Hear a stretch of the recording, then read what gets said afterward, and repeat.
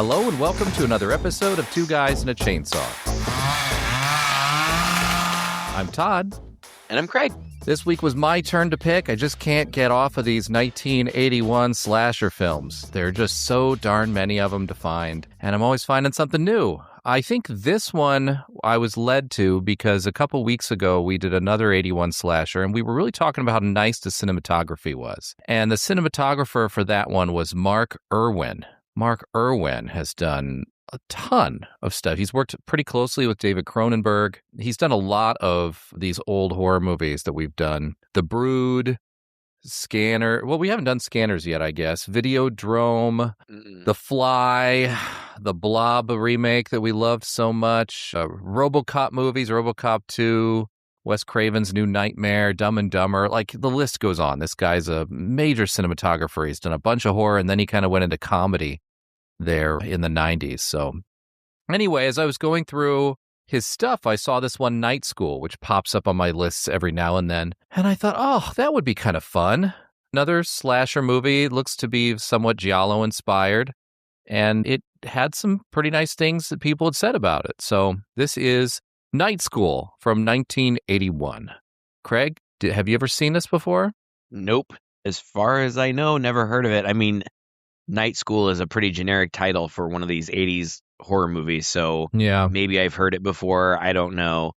But I definitely don't think that I had seen it. So I really don't have any history with it at all. So this was my first experience with it.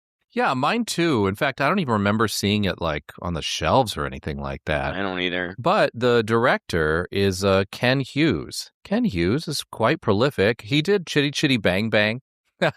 Wrote and directed. That movie scared me when I was a kid. Oh my God, that was that's gateway horror, that movie.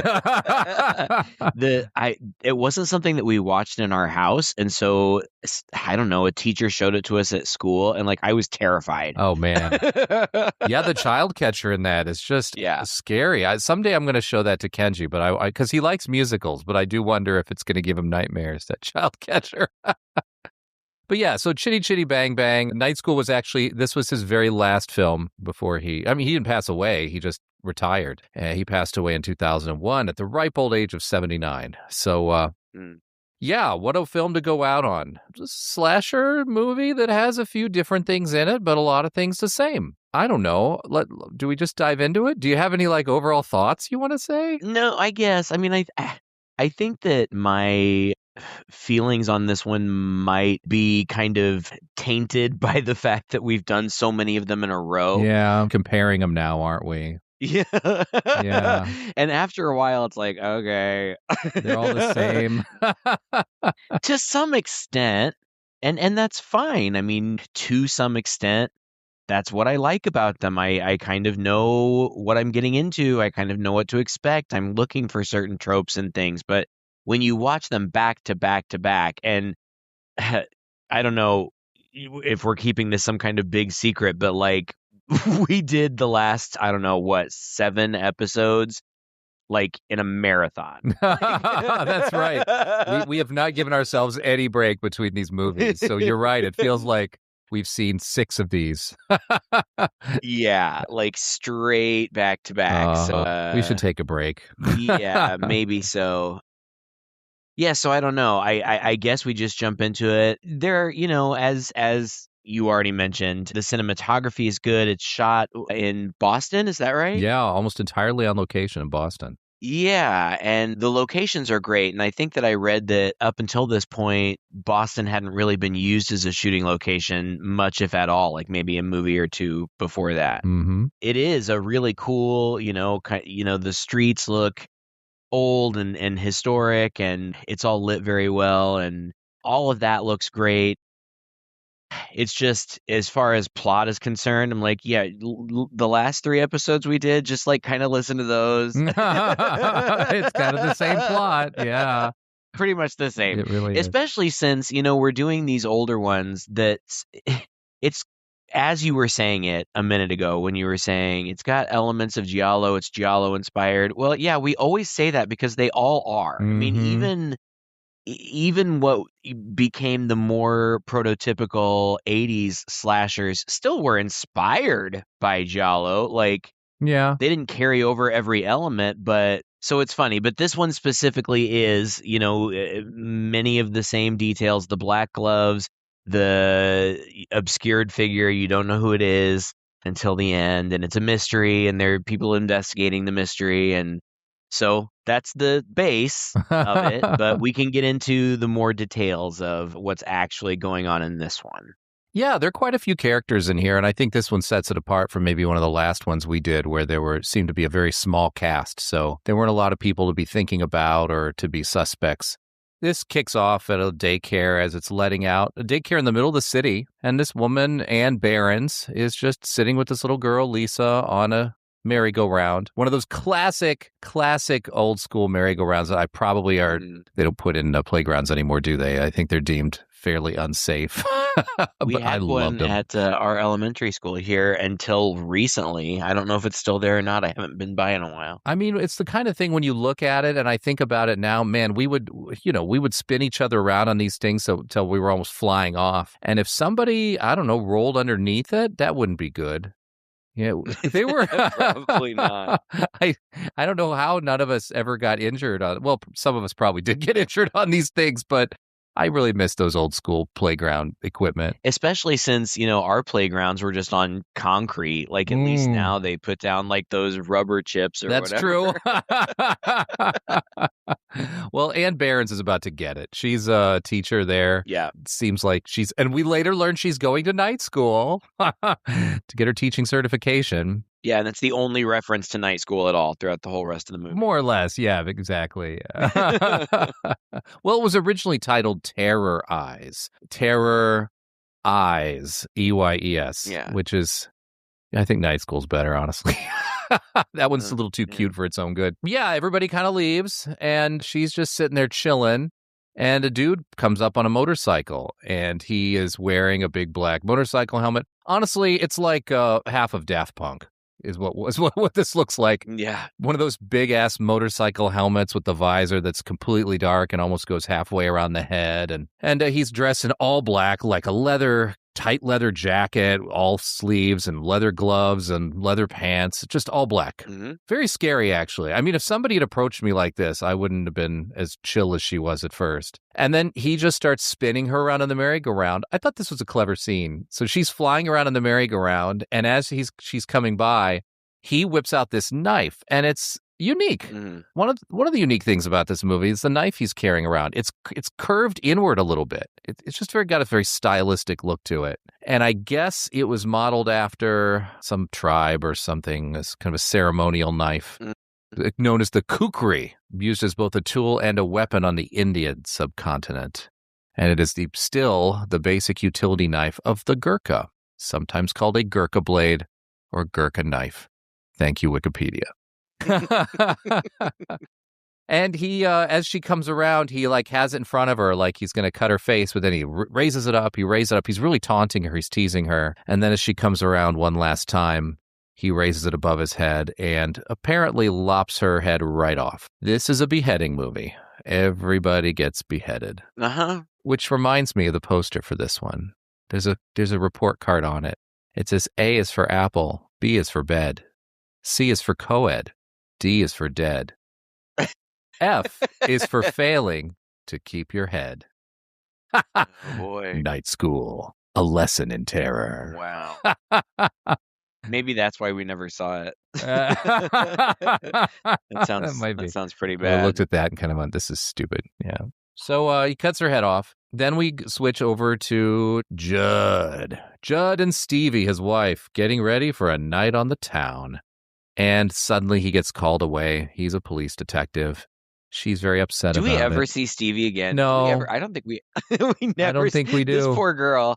They're getting ready to have a romantic evening and he gets called away and then he's just gone for weeks. We never see him. I know, right? And they make such a big deal out of this. Oh, Judd, it's your day off. You promised. I'm sorry, Stevie, but it's important. Stevie, look, why don't you just... Honey, honestly, I wouldn't go if I didn't have to. I know, but... Come on, let me make it up to you. Why don't you book a table at the Racket Club for about 7? I'll be done by then. It's my job. Yeah. Well, it's a lousy job. Poor Stevie. That's She never sees her husband. hilarious. We never see her. Ever again. It's so funny. So anyway, he gets called out. And it turns out this is the second killing in a week. The severed head of her was found in a bucket of water far away from the body. And it turns out that the first killing, the body's head was found in a pond. And so from these two things, okay, so this guy's got like a goofy sidekick. Are you talking about the cop now? Yeah, I'm talking about the cop. The cop's got a goofy sidekick. His sidekick decides that there's a pattern, something weird about water. So Judd decides to go and investigate Wendell College Girls' School, which is where she was going in the evenings, studying to be a teacher. And they keep talking about his Harvard degree. There is this kind of irritating continuous theme and thread going here of the fact that this guy has a degree and his partner does not. And I think his wife even says something, or he even says something about his degree when he's with his wife. And then later somebody says, well, that's what you get when you got a Harvard degree. It's like, oh my God, okay, so this guy's educated. We got that. And I guess he's surrounded by uneducated people who are really, really take issue with that. Or I didn't even notice you were paying much closer attention. You didn't notice that? Oh, it kept coming up. Well, anyway, at the girls' school, he goes in and there's a professor giving an anthropology lesson. He just goes into the class she was taking. Right. And as is typical in these movies, this guy's giving a lecture that's going to be somewhat relevant later. But he's talking about the tribes of Papua New Guinea and their interesting and strange rituals. You know, I took an anthropology class when I was in college, and the teacher had done, what was her name? I don't remember her name, but she had done some pretty groundbreaking, extensive work in Papua New Guinea. Her big research project in the 70s, I think, was that she discovered how they used gambling as a form of wealth redistribution in the islands. Interesting. Yeah, we read her book and everything like that. It's just so interesting. Every time I think of anthropology, I think of that class and I think of her and I think of Papua New Guinea. So for that to come up here in this movie was just a personal little, oh, that's kind of nice for me. I'm glad you enjoyed it. Not for you, but definitely for me. This professor right away comes off as a douche, don't you think? Yeah. And he's got a little bit of that Frasier look to him, doesn't he? God, he looked a lot like Frasier. Yeah. Who's that actor? Kelsey Grammer, right? Yeah, younger Kelsey Grammer, sure. The professor's like, look, I didn't really know her because she's only been coming here for a couple weeks, but she was really, really good friends with my assistant here, Anne, so you could talk to her.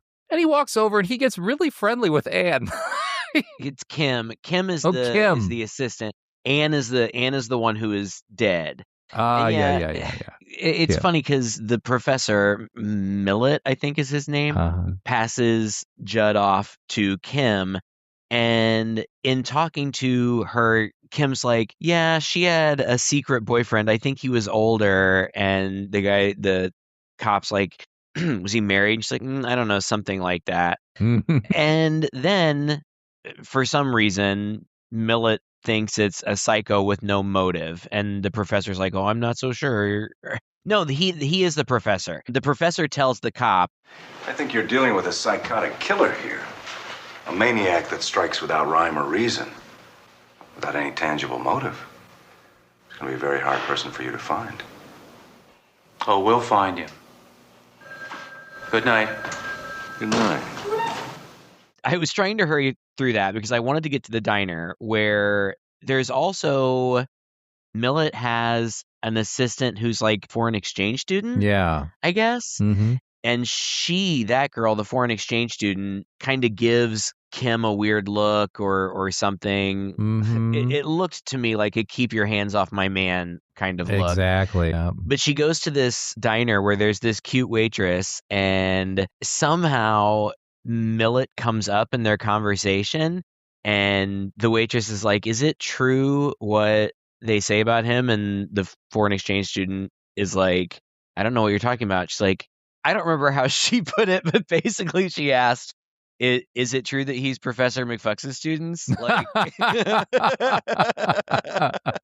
Apparently he is. and she's like, I don't know. But what's hilarious to me is that he totally is, and it seems like he's banging every young woman that he works with. Yeah.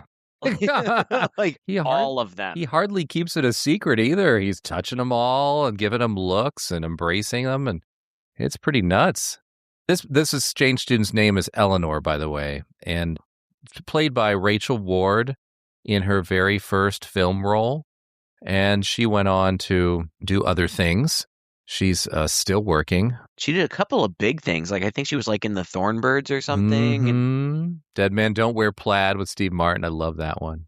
She did The Final Terror, which is another one I want us to get to eventually. Yeah, she just did some steady work all the way through up to the early aughts, and then took a little bit of a break, and then more recently has done a few voice work bits and stuff. So yeah, she's a nice, pretty lady. She was an Italian model, and the guy who is the lead guy, Judd, was like a spaghetti western star, right? Yeah. They were both kind of Italian imports or whatever. Mm-hmm. Yeah. Well, I mean, not Italian themselves, but definitely like did a lot of movies in Italy. Yeah. Right. Which makes sense. Now you got this Italian-ish type movie that they're in now. Although this is, I believe, an American production. So this leads into a weird long section. Yeah. That is fine. Like it's really this, I don't know, next 10 minutes or so is very suspenseful, but it's kind of frustrating because there's really no payoff. Like it's all fake outs. Yeah.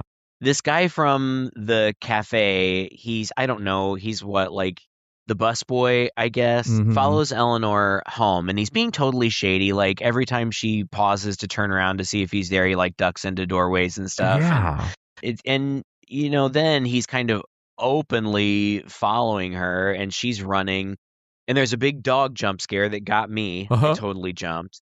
But she gets home safe, undresses in this huge, I don't know, brownstone, like it's very fancy. Mm-hmm. And then she showers. Yep. And as she's showering, and if she's a very beautiful woman, some guy is trying to get in. And first it just seems like he tries to let himself in. He fumbles with, you know, the lock, but he can't get in. He tries to ring the bell. She can't hear it. The most interesting thing to me in this scene was the sound. Yes. Were you listening to it? Yes. It was really good. It was really cool. I had my earbuds in, and the way that the scene was set up so that the sound was timed just so that she kept missing the sounds that she should have otherwise been hearing. Mm-hmm. So, you know, the shower would come on just as the doorbell would start to buzz, and the doorbell would continue to buzz until she starts to hear it and then turn the water off, but then it would stop as soon as the water.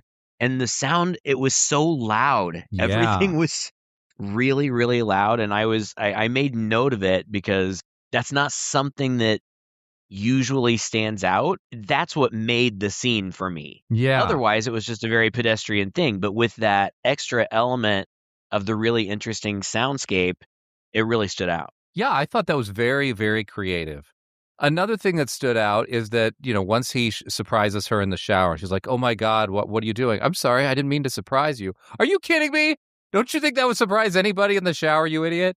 Millet, by the way. Millet. We're led to believe that it's the killer, but it's not. Yeah. It's the professor that she's seeing. It's the professor, right? Yeah, it's not that guy. It's not that guy that was going after her. No.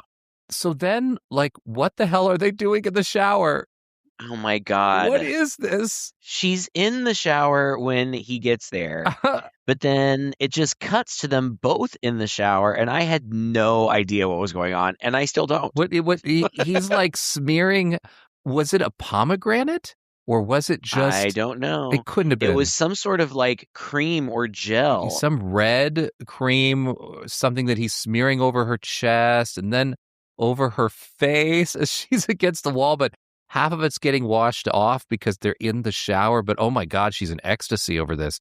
Is this like their their anthropology stuff. Like, are they into some particular tribe and they're must be it. They're trying to recreate this ritual or something like that? I don't know, but it was that has to be it. I so can't imagine. bizarre. I don't know. And it wasn't sexy. No. I thought it was just gross. Well, no, because it's clearly meant to at least be reminiscent of blood. Sure. And it very much is. And it's gross. And you just see They even show it going down the drain, Psycho style. Right, that's but what I was going to say. She's not Right, dead.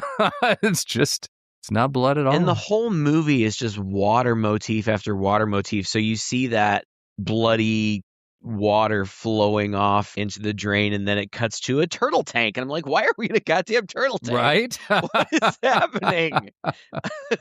We're at an aquarium, and there's a scuba diver in there, and there are people looking in at the scuba. There's a lot of time spent here while that scuba diver is just feeding the fish or something. I was like, what is going on? And then we see that dude with the helmet creeps around the corner and then goes away. And then there's some close-ups on some sharks, some turtles. This is all actually very pretty. I thought the editing here was very nice. And what a great... It's a nice aquarium. Yeah, and what a great set piece, too. You know, since we have been watching so many of these back-to-back, what sets these apart? It's the creative kills, it's the cinematography, and it's interesting set piece instead of just in a campground or in somebody's house. Like, where can you murder someone that's kind of interesting? And so, this diver gets out of the aquarium and it looks gorgeous and walks into her locker and starts stripping down. And it turns out this is Kim, right? I don't know who this is. I think it was Kim. Well, it looks like Kim. It might not be her. It could be some random person. I'm pretty sure it was Kim. And she's getting stalked by that guy. He's dragging the knife around, and she's remarkably calm as she hears all of these strange sounds around her. And then she turns, and he bursts out of the cabinet at her. Now, how in the world did he get in that cabinet in that room she's been standing in? I don't know. I don't know. It made no sense at all, but it was a cool scene. Yeah. He leaps out at her, tosses a net over her that's hanging up there. We get POV shots from his point of view. We get POV shots from her point of view. And it's brutal because he's cutting her a lot. There's a lot of blood, but there's...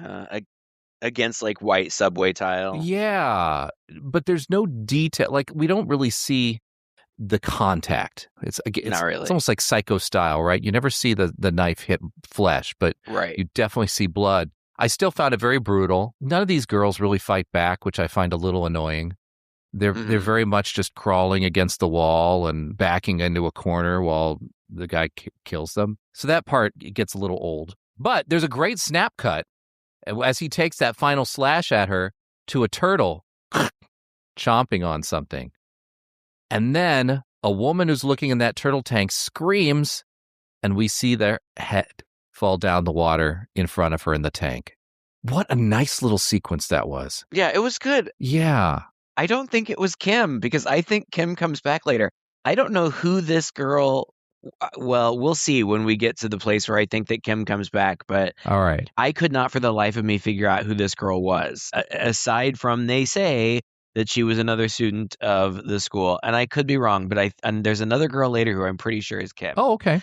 But anyway, then, I don't know. Judd goes to talk to Millet, I think because he's had connection to... I don't know, at least one or two of these girls. Yeah, they've all been in his class, or at least two of them have. Yeah. Mm-hmm. And I don't remember what leads up to it, but Millet is still saying it's got to be some kind of psychopath or something. And he's got the line that I think was the tagline for the movie. There's been another killing. That doesn't seem to surprise you. When man kills for the sake of killing, there's no reason why he should stop. Do you really believe that man can go out and kill just like that? Why not?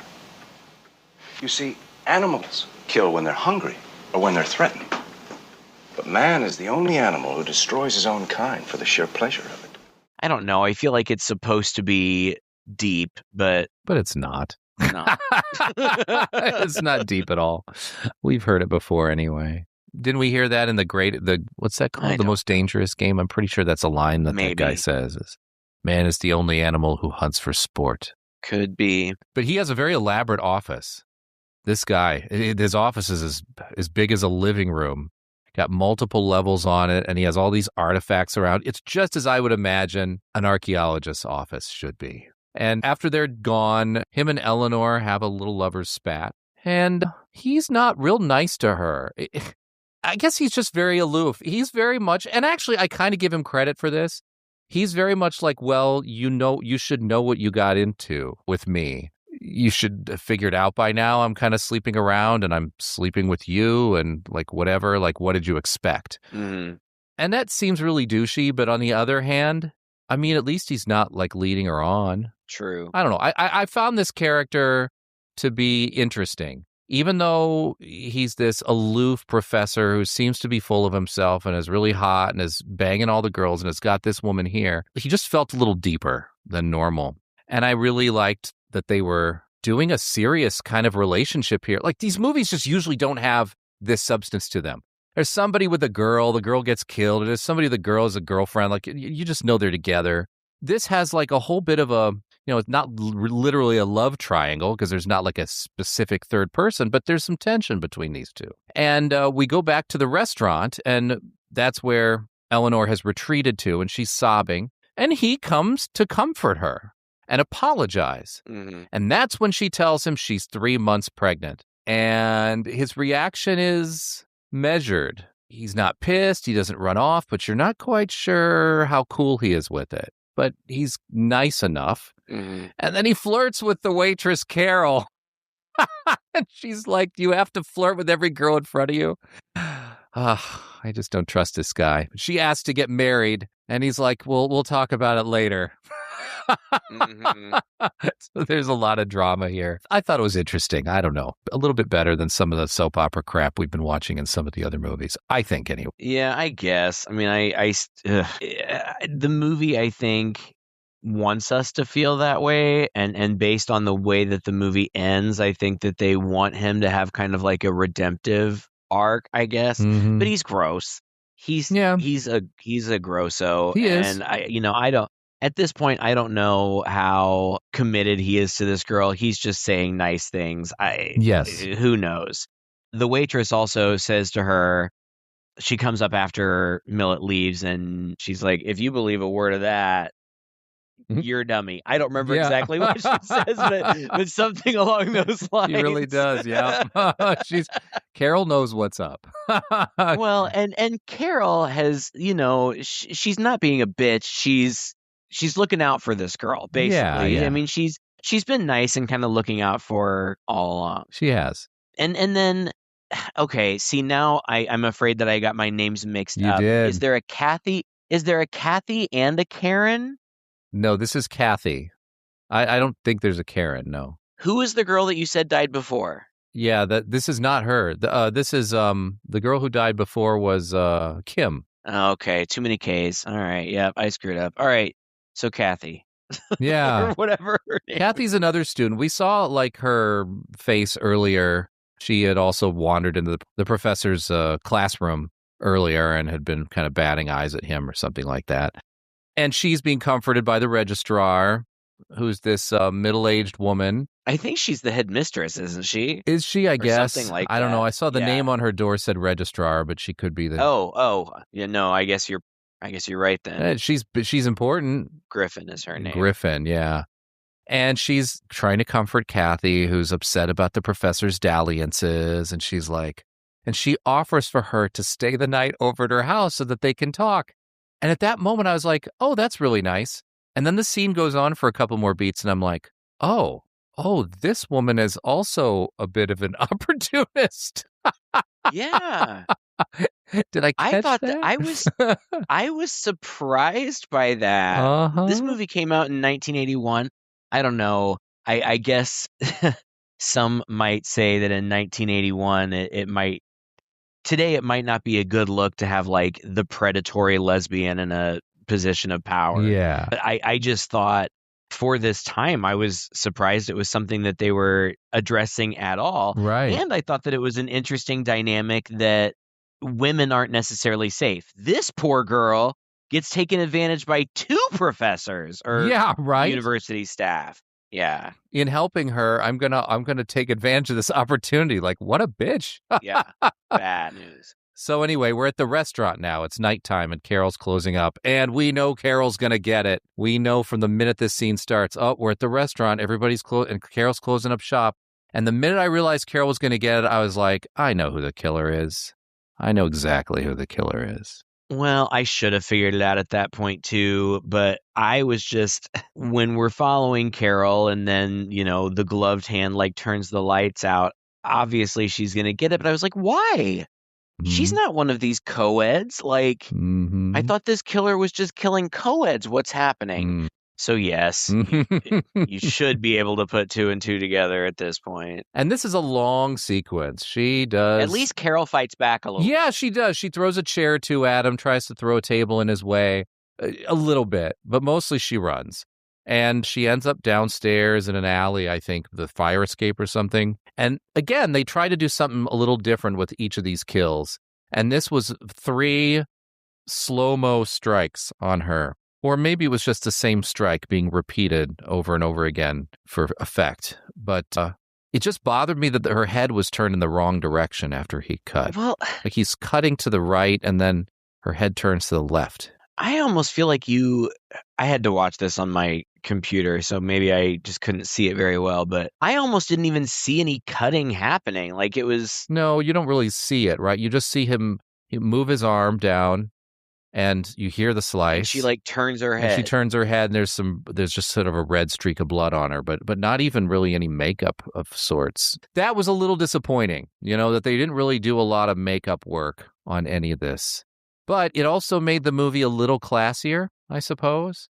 Like, by the time it was all done, I thought, this could almost be a movie that would have shown on TV. Maybe cable. Sure. It was bloody and it was violent, but the gore wasn't so close up and in your face and detailed. So, I thought maybe they were doing that perhaps so that it could play on TV. I don't know, but I feel like one of the more interesting scenes is the scene that immediately follows her death. Yes. Because the owner comes in the morning and there was a struggle. Like she fought back a little bit. So like chairs are knocked off tables and stuff. Tables are knocked over and stuff. And he comes in, he doesn't know what's going on. And then a couple of construction workers, I think, come in, wanting their breakfast, and the construction guys like clean up while the other guy goes to get some food going, and he pulls a giant vat of beef stew out of the refrigerator. Yes. Now, we know. Yeah. We're like, oh my God. And he spoons it in the bowls and he serves the bowls to them. This goes on for so long, but they are teasing us the whole way. Whole way they're teasing us. We're like, just waiting for this, right? And one guy goes, oh my God, like, what is this? So there's hair in the stew. He's like, really? There's hair in there. So he goes inside and he tips the stew out into another pot. Gosh, the camera starts to slowly come in on that. And there's no head in there. I was just waiting for that head to roll. I know, out. we were just sure. So punked by this. And then he goes into the walk-in cooler, and so we're like, all right, this is where it's going to be, right? And he opens up these different containers of meat, and it's like, nope. Knocks down a box from the top shelf, but just some meat falls out. Then there's a bag behind it, and he grabs it, and as he pulls the bag, something rolls out of it, but it's a melon. It's like, you guys are so messing with us. I love it. Yeah. It was fun. Loved it. And eventually he goes to the sink and washes his hands or something and starts to drain it. And as he's draining the sink that has the dishwater in it, it looks odd. And the water slowly comes down and we could see like the top of a hair and just like a little tip of a nose, but it's still really, really cloudy. But we know that's where the head is, right. Finally. And it shoots to him and he looks shocked and then cut away. God, I loved this scene so much. I thought it was fantastic.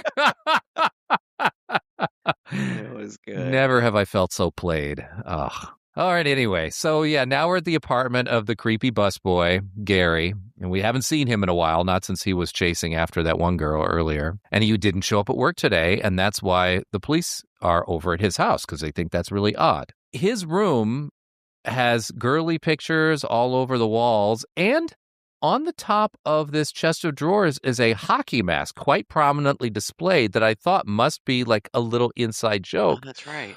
But I don't think so, because the original Friday the 13th came out just a year before this, and there was no hockey mask in that. Oh, that's right. So I think it was just a coincidence. It's funny. Kind of like a retroactive Easter egg or something like that. But anyway, he's got girly pics on the walls, bra in his drawers. The guy just doesn't seem like the type. He's pretty slow. Mm-hmm. And the detective's not convinced as well, and he leaves. I mean, we knew this guy was a red herring from the minute he started stalking that one girl. Right. So now they're back at the professor's house, and the detective kind of breaks in and looks around his office. And that's when Eleanor finds him. And well, he finds these files that show Millet and Eleanor in Papua New Guinea or wherever they were. Posing with skulls. Right, with skulls and with natives. And she comes in and she's like, "What are you doing? You can't just come in here." And he's like, "Well, you can't just cut people's heads off." And she's like, "What are you talking about?" He's talking about how they were studying headhunting or whatever. How can you make a comparison between this kind of butchery and the tradition of Eastern culture? These rituals existed years before this continent was even discovered. The headhunters of New Guinea are not cannibals or savages. They seriously believe that in taking the heads of the enemies, they are possessing their very life force. And by putting the heads in water? In this way, they believe they're cleansing the evil spirits from the souls of their enemies, leaving only the purity of the spirit. Mm-hmm. How did you know that? I didn't. How did you know? And so that also confirmed for me. Yeah, of course. She ends up making a phone call that's not there. So she heads to the school to find the professor. She overhears some conversation between him and Mrs. Griffin. Again, talking about how he was leading that other girl on, Carol. And so she storms out. Then we get a shot of Miss Griffin at home with Carol, comforting her. Molesting her. Yeah, molesting her. But then she kind of gets into it. Yeah, I mean, I guess she's into it, but... Not at first. I even like in the office when Griffin is chewing Millet out, he basically says something, and he's more crass about it, but he basically says, "You're not any better than I am." Yeah, basically. He does. Mm-hmm. He says, "We know why you want to comfort these girls," or something. Mm-hmm. So, and so she's not any better than he is. She's just as bad. She's taking advantage of this girl, whether the girl seems into it or not. Like, yeah, total imbalance of power. 100%. No, I am not. Appropriate. When I said she was getting into it, I was just talking about how the movie portrayed it. But you're right. No, it's still wrong. 100%. Absolutely. Well, they all end up over at that house anyway, because apparently they were staking out Gary's house, his partner, and they followed Gary to Mrs. Millet's house. So he's like, I got him. They all converge over at Mrs. Millet's house. Gary disappears up the fire escape. We don't see him forever. And then his partner decides he's going to go apprehend Gary. Mm-hmm. So he leaves. And then, after a while, Judd gets impatient because we don't see these other two. And I don't know where the hell they are. Where could they possibly be at this time? Gary is supposedly peeping. He's like a peeping Tom. So I guess he's looking in the window and he is looking in the window at Carol as Mrs. Millet goes downstairs and answers the phone. But then we just don't see him for a while. And it seems like Carol sees him outside the window, but she doesn't do anything about it. Anyway, Judd comes in, and I really liked this scene too. Mrs. Griffin is downstairs answering the phone, and the camera view is from the hallway looking through the doorway at her from a bit of a distance. And then she hangs up the phone and turns around, and the door starts to slowly close. And we see that she sees there was somebody behind the door. And she tries to get out the door, but the door slams, and we hear a struggle, and we see the door rattle and move. And then pretty soon the door opens a crack as it seems like she's going to be able to get out of there, but she's bloodied. She gets pulled back in, and the door slams again. Then we hear more sounds, and then we see the knife come straight through the door. And then, whatever, slump down, silence. And then the camera pans down to foot level. As the door slowly opens again, we see smears of blood there on the floor, and the killer walks out. This is so smart. It was really good. Yeah. I mean, your mind can just fill in the blanks. The sound design is great. I don't think I've ever seen anything quite like this before, but I really liked it. Yeah, I did too. It looked really good. And again, before so many of these kills are set against a white backdrop. Yeah. and this one is again too. And it's in a brightly lit room. So when you actually do see the blood, I mean, it's just bright red, and it always sounds weird to say this, but it paints kind of a beautiful picture. I mean, obviously I know what gruesome you mean. and disgusting, but artistically in frame, it looks amazing. Like the colors pop, it looks really good. Yeah.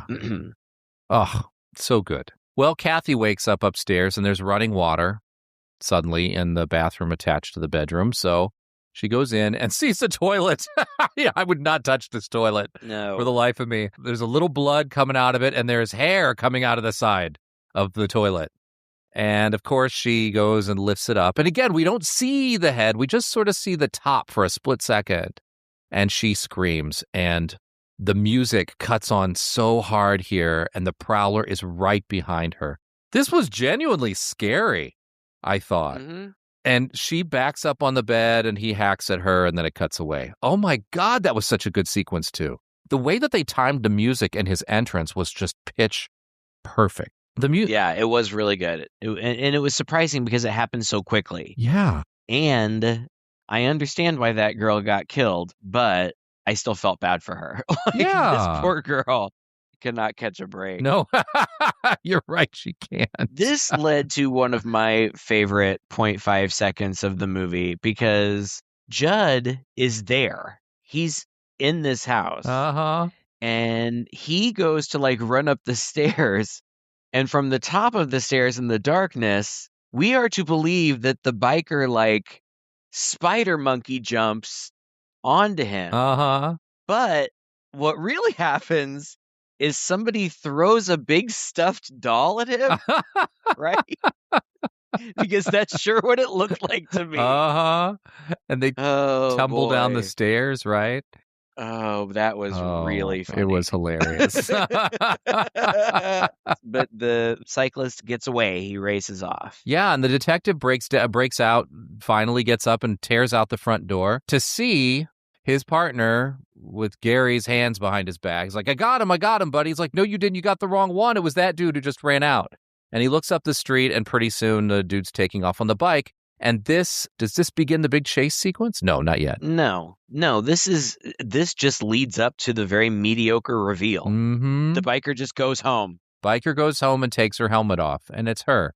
And I almost feel like it's so mediocre because the filmmakers are giving us enough credit. I guess. They're like, come on, you've all sorted this out by now. We're not going to pretend like it's going to be a big... She takes her helmet off and tosses her hair, and then the professor comes downstairs, and they have a confrontation. I wondered for a second if he was in on it, but he wasn't. No, he wasn't. Yeah. He didn't know any of this, and she does a whole crazy monologue about how she did it for their family, and all of the people that she killed stood in the way of their happiness, and she'd do it again, and if he ever has affairs again, I guess she'll have to kill them too. Right. And then she's like, all right, I'll go make dinner.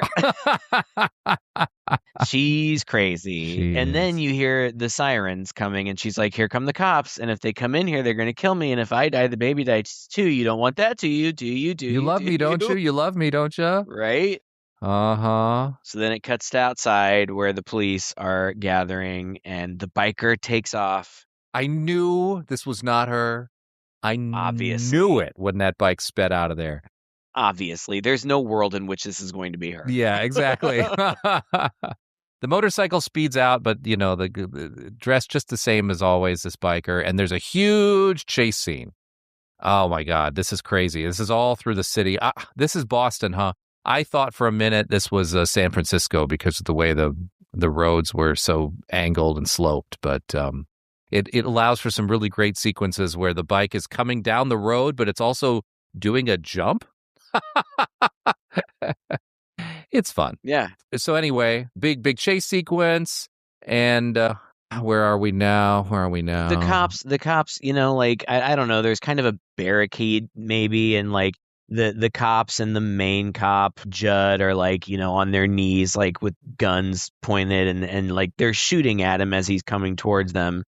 And then he crashes, I guess, into the barricade and like flies over and lands, I think, on the hood of another police car or something. Mm-hmm. And they take his helmet off, and it's him, it's Mm-hmm. the professor. And they say, "Oh, looks like his neck is broken." But I couldn't tell if he was dead or not. It kind of looked like his eyes were like googling around in his head. Kind of did. It was weird. It kind of did. I think that's just a consequence of using a real person for a body. I just don't think he was so skillful at keeping his eyes straight, but we're supposed to believe he's dead. And so the cop's assistant goes, "Well, I guess that wraps up the whole case." And the detective goes, "Does it? Does it?" And walks away. And I'm like, okay, cool. So this movie isn't going to end quite like that last one we did where, I was thinking Happy Birthday to Me.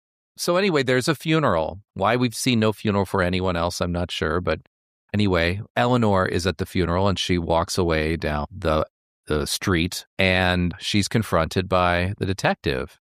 And he says, I love this line. He says, "Miss Agi, is the ceremony over?" She says, "Yes." And he says, "I hope so." And he gets in his car and drives off. And I'm like, oh, he is going to let her go. Mm-hmm. He knows she's been doing the killing, but he figures she's not going to do it again. What, he's going to save her baby? He's going to let this dead guy take the heat? I don't know. That is so fucked up, but it's also kind of cool. I was not expecting I don't know. this. I was not expecting this. I mean, the other guy's already taken the fall for it. How's he going to prove it? I don't know. I guess maybe he just says that to her. But so good. Is the ceremony over? Yes, I hope so. Anyway, we're back to the police office. That was so weird because I thought that was surely the end. I'm like, that's a good ending. Yeah, it was. But then as it's fading away from that, you hear a phone ringing. I'm like, hello? Why is the phone ringing? Where's this phone? Yeah. And now we're back in the precinct, like you said. And the detective's wrapping up for the night. I'm like, oh, what's going to happen? Then he goes into his car, which is in the parking garage. And I'm like, oh my God, is there something? Because it's framed up just like there's going to be someone in the back seat.